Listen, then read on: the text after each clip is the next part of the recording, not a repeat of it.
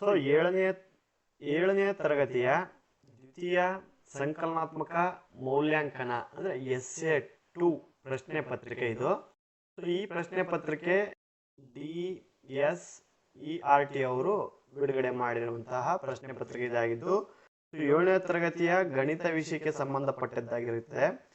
So ಇಲ್ಲಿ ನಮ್ಮ model paper ಜೊತೆಗೆ ಕೀ ಆನ್ಸರ್ ಅನ್ನು ಸಹಿತ ಕೊಡುವಂತಹ ಪ್ರಯತ್ನ ಮಾಡ್ತಾ ಇದ್ದೀವಿ.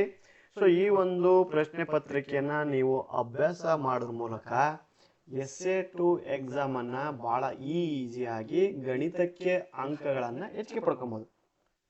ಸೊ ಯಾರೆಲ್ಲ ಫಸ್ಟ್ ಟೈಮ್ ನಮ್ಮ focus learn Karnataka YouTube channel ಅನ್ನ ನೋಡ್ತಾ ಇದ್ರಿ, ಸಬ್ಸ್ಕ್ರೈಬ್ ಮಾಡ್ಕೊಳ್ಳಿ ಅಂತ ಹೇಳ್ತಾ, ಸೊ ಬನ್ನಿ ಫಸ್ಟ್ ಮೇನ್ ನೋಡೋಣ.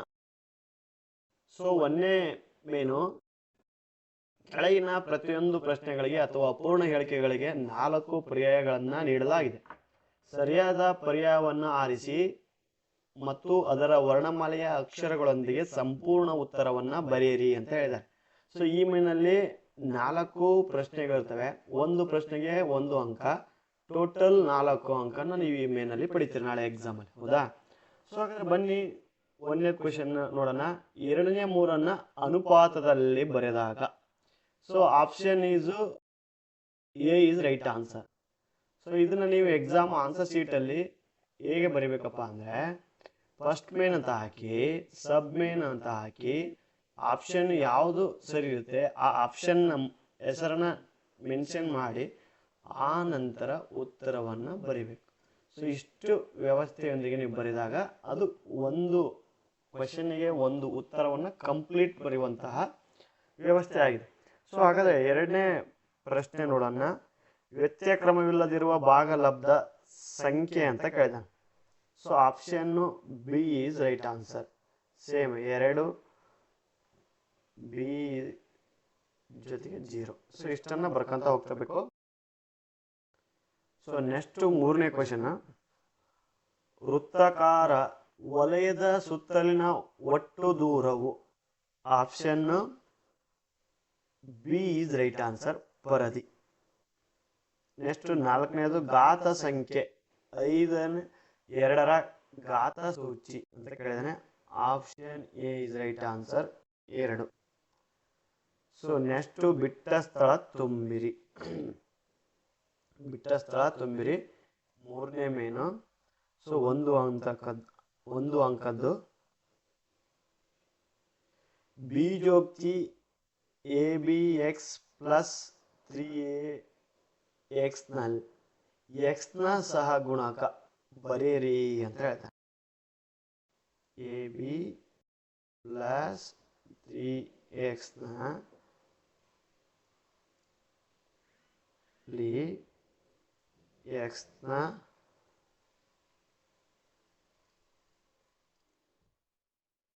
ಸಹಗುಣಕ 3A.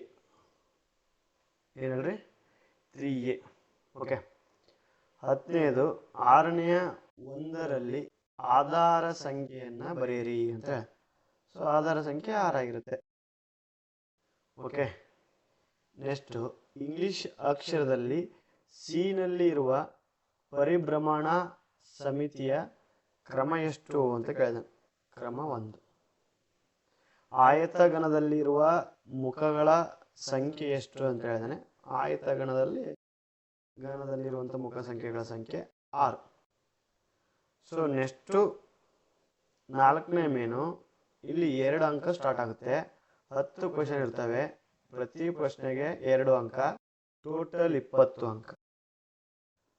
13ನೇ ಕೆಳಗಿನ ಬೀಜ ಪದದಲ್ಲಿರುವ ಸಜಾತಿ ಬೀಜ ಪದಗಳನ್ನ ಗುರುತಿಸಿ ಬರೆಯಿರಿ ಅಂತ ಹೇಳಿದ. ಸೊ ಸಜಾತಿ ಬೀಜಗಳಲ್ಲಿರುವಂಥದ್ದು 5N, 3N, 19N ಮತ್ತೆ 8A, 9A. ಸೊ ಇದು ಸಜಾತಿ. ನೆಕ್ಸ್ಟ್ ಲಂಬ ಸಮಿತಿ ಅಕ್ಷಯವನ್ನ ಹೊಂದಿರುವ ಇಂಗ್ಲಿಷ್ ವರ್ಣಮಾಲೆಯ 4 ಅಕ್ಷರಗಳನ್ನು ಬರೆಯಿರಿ. ಏನು ಲಂಬ ಸಮಿತಿ ಇರಬೇಕು ಅಂತ ಹೇಳಿದಾನೆ. ಸೊ ಅಂತಹ 4 ಇಂಗ್ಲಿಷ್ ವರ್ಣಮಾಲೆಗಳು. ಎ ಬರ್ಬೋದಾ, ಬಿ ಬರಿಬೋದಾ, ಓ ಬರಿಬೋದಾ, ಎಚ್ ಮತ್ತೆ ಐ. ಸೊ ಇವು ಲಂಬ ಸಮಿತಿ ಅಕ್ಷರನ ಹೊಂದಿರುವ ಇಂಗ್ಲಿಷ್ ವರ್ಣಮಾಲೆಯ 4 ರಿಂದ 5 ಅಕ್ಷರಗಳು. ಓಕೆ. ನೆಕ್ಸ್ಟ್ 15 128ನ -64ರಲ್ಲಿ ಆದರ್ಶ ರೂಪದಲ್ಲಿ ಬರೆಯಿರಿ ಅಂತ ಹೇಳಿ. ಸೊ ಈ ವ್ಯವಸ್ಥೆಯಲ್ಲಿ ಬರೆದಾಗ ಇದನ್ನ 20% ಇಂಟು 10 ಈಸ್ ಈಕ್ವಲ್ ಟು, ಇದನ್ನ ಬ್ರಾಕೆಟಿಗೆ ತಗೊಂಡಾಗ 210 ಇಂಟು ಬ್ರಾಕೆಟ್ ಕ್ಲೋಸ್ 10.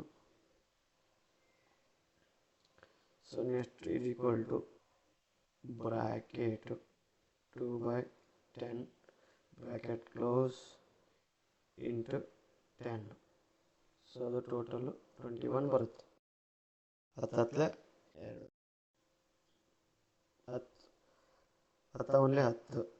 ಎಷ್ಟು 2 ಹೋಯ್ತು. 10 ಒಂದೇ 2ಕ್ಕೆ 2 21. ಓಕೆ. ಸೊ ಈ ಕೆಳಗಿನ ಎಲ್ಲವನ್ನೂ ಇಲ್ಲಿ ಬಿಡ್ಸೋಕ್ಕಾಗಲ್ಲ. ಸೊ ನೆಕ್ಸ್ಟು 17 18 19 20 21 22 ಎಲ್ಲ ಪ್ರಶ್ನೆಗಳು ಕೆಳಗಿನ ಕೀ ಆನ್ಸರಲ್ಲಿದ್ದಾವೆ.